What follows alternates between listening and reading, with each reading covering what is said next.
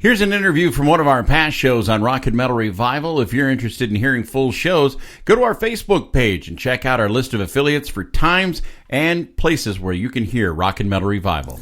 Okay, that was Taking My Chances from the new album from SmithCox. And on the phone, I got none other than one of the guys from this band, Richie-Kotzen. How you doing, Richie? I'm very well. How are you? Doing good.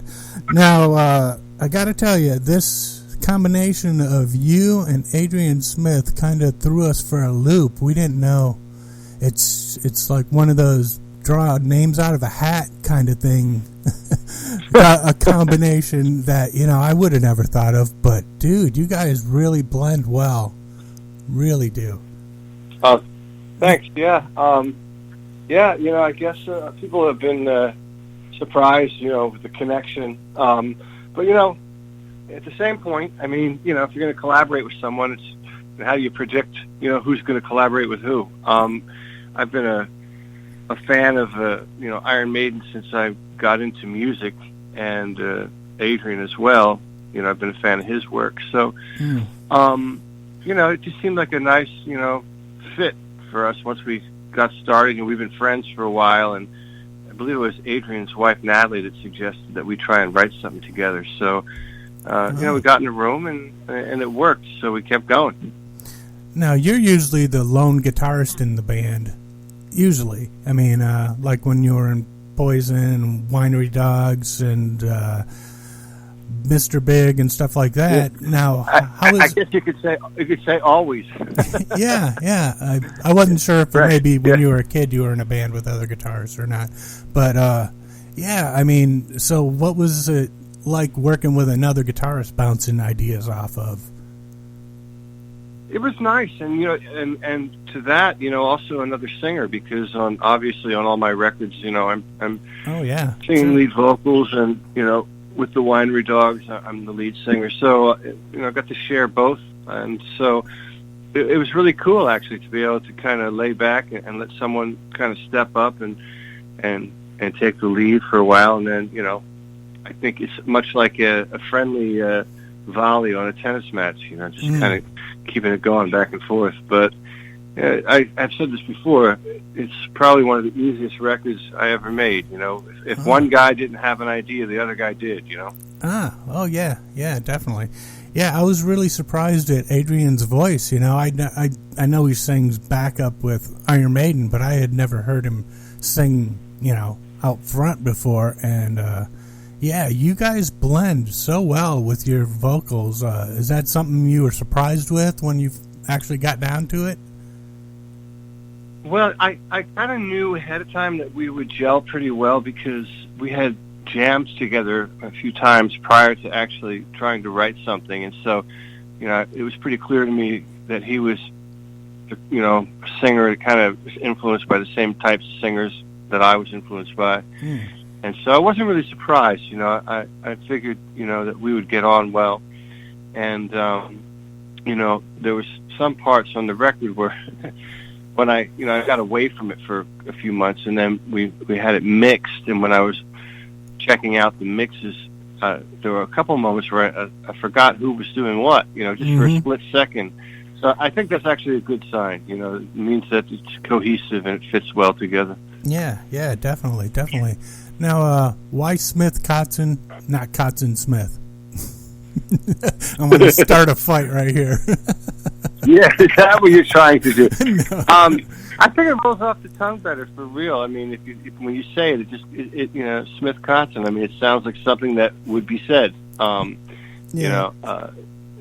think when we look at the syllables, the way they roll off the tongue, it's much like that with writing lyrics. Sometimes, someone has a lyric idea, and if they're not a singer, not everything that reads well sings well, and it's one of those kind of things where we're playing around with the the name and how to approach it, whether it would be Smith and Kotzen and Smith, or whatever you want to call it. But SmithCox seemed to work. We agreed on it, and SK, the logo looks good. So, it just seemed kind of obvious that that's the way we were going to go with it. You know, we didn't want to come up with a band name, because then, you know, there's a bunch of questions. Oh, well, who are they? Who's in the band? This and that. And reality is, it's not a band. It's just the two of us. So, you know, I think that was the perfect title for it. Yeah. Now, you played some bass, and Adrian played some bass on it, and you played drums on 5 tracks, and then you had a couple guest drummers come in. Who were your other drummers on this? Well, we had Nico from Maiden come in and play on a track, which came out great and was exactly what the track needed, and that was a suggestion that Adrian had mentioned. And then Tal Bergman is the drummer that did the last couple of shows with me when I was out doing my solo thing, and we have a long history of playing together, so I figured he would be a great guy to play on the remaining tracks. And so, you know, it kind of rounded out the record nicely. I'm not my technique on the drums is terrible. I mean, for 1 or 2 songs, you know, I can razzle and dazzle, but after a while the blisters show up, and, you know, I don't quite hold the sticks correctly and all that stuff. So I figure, you know, before I can't play the guitar anymore, let's get some other guys in here to finish the job. Nice. Now, what was it like working with Nico? Fantastic. You know, he was very quick with the turnaround on getting the song and getting it back to us. He was the one situation that was done remotely. Everything else we were all together, but that was a remote session, and so we had built a template of the song, and you know, had the guide vocal, the guitars, and you know, just something to play to, and you know, he just nailed it. You know, it's just fantastic what he did. Yeah, nice. Yeah, that's the song Solar Fire, right? Yeah, that's right. Great tune. Now, there's some great guitar playing on here, which is to be expected, and some great guitar tones. I mean, what were you using for guitars and amps on this one? I have this Victory amp. It's a signature model. It's a 100-watt head, and that was the main amp that we used. We also used my fly rig quite a bit. I have a pedal that's a multi-purpose effect pedal called the Fly Ring, the RK5. It's made by Tech 21, and that's a pretty cool pedal. It does a lot of things. Excuse me. And you can record direct with it. So there are some things on there that are actually direct guitar, you know, recorded with that pedal. Okay. And then, you know, the amp, of course, and then a combination of that pedal and the amp as well. So that was pretty much the main rig. Oh, okay. So, I mean, you guys seem to have got along pretty well. Is there any leftover material, any plans for another release maybe in the future? Yeah, you know, we actually got together. Adrian's back in California, and we got together the other day, and we're throwing some ideas around. So, you know, it's definitely a possibility that there could be more coming in the future. Nice. Now, when all this is over and you guys you can start touring again, is there any chance of seeing some live shows with SmithCotzen? Maybe a Iron Maiden Winery Dogs tour with SmithCotzen special guest? Yeah, that sounds pretty cool to me. That would be pretty cool. That's a great idea. So we'll have to talk to the front office about that, see if we can make that happen. You can have it for free. Yeah.